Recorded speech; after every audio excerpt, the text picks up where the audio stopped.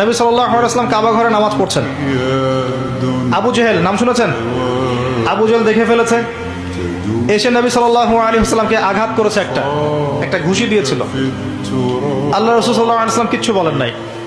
এই দৃশ্যটা দেখেছেন একজন দাসী, দেখে হামজা রাদিয়াল্লাহু আনহু স্বীকার করে ফিরছিলেন। তিনি কিন্তু তখন ইসলাম কবুল করেন নাই, নবীর চাচা, আপন চাচা। হামজা রাদিয়াল্লাহু আনহু আসছেন, তাকে বলছে ইয়া আবু আমারা, ইয়া আবা আমারা, হে হামজা, তার উপনাম ছিল এটা। তুমি যদি দেখতে কিভাবে আবুল হাকাম ইবনে হিশাম মানে আবু জেহেল তোমার ভাতিজাকে গালি দিয়েছে, আঘাত করেছে। হামজা রাদিয়াল্লাহু আনহু বললেন আওয়া ফাআলা হাদা, সত্যি কি সেই কাজটা করেছে? তখন এই দাসী বলছেন ই ওয়া রব্বি, আল্লাহর কসম সত্যি এই কাজটা করেছে।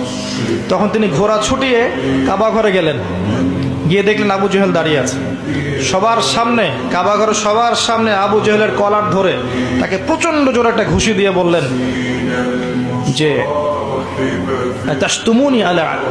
আতাশতুমুনি ওয়া আনা আলা দীনিহি, তুমি কি আমাকে আঘাত করবে? আমি নিজে তার দিনের উপরে আছি।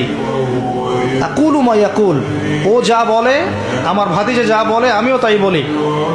রুদ্দাহা ইন ইসতাতা'তা, তোমার যদি ক্ষমতা থাকে এই ঘুষি ফিরিয়ে দিয়ে দেখাও। কে বলেন এই কথা? হামজা রাদিয়াল্লাহু আনহু। এবং ওখানে সাক্ষ্য দিচ্ছেন যে আনা আলা দীনিহি ওয়া শাহিদতু আল্লা ইলাহা ইল্লাল্লাহ ওয়া আন্না মুহাম্মাদান রাসূলুল্লাহ। তোমার যা ইচ্ছা এখন করো। কারো বুকের কলিজা ছিল না, ওখানে হামজা রাদিয়াল্লাহু আনহুকে একটা আঘাত করে দেখায়। এবার তিনি চলে গেলেন দারুল আরকামে, যেখানে নবী সাল্লাল্লাহু আলাইহি ওয়াসাল্লাম তখন ছিলেন।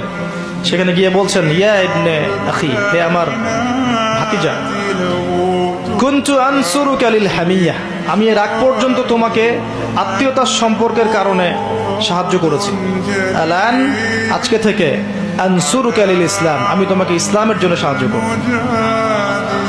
ওয়া আশহাদু আল্লা ইলাহা ইল্লাল্লাহ ওয়া আন্নাকা রাসূলুল্লাহ। এরপরে ইসলাম শক্তিশালী হচ্ছে।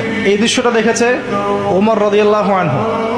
দেখে তিনি বাসায় গিয়ে চিন্তা করছেন, তিনি কিন্তু একটা গোত্রের নেতা, চিন্তা করছেন যে সমস্ত সমস্যার গোড়া মনে হয় মুহাম্মদ, নাউযুবিল্লাহ।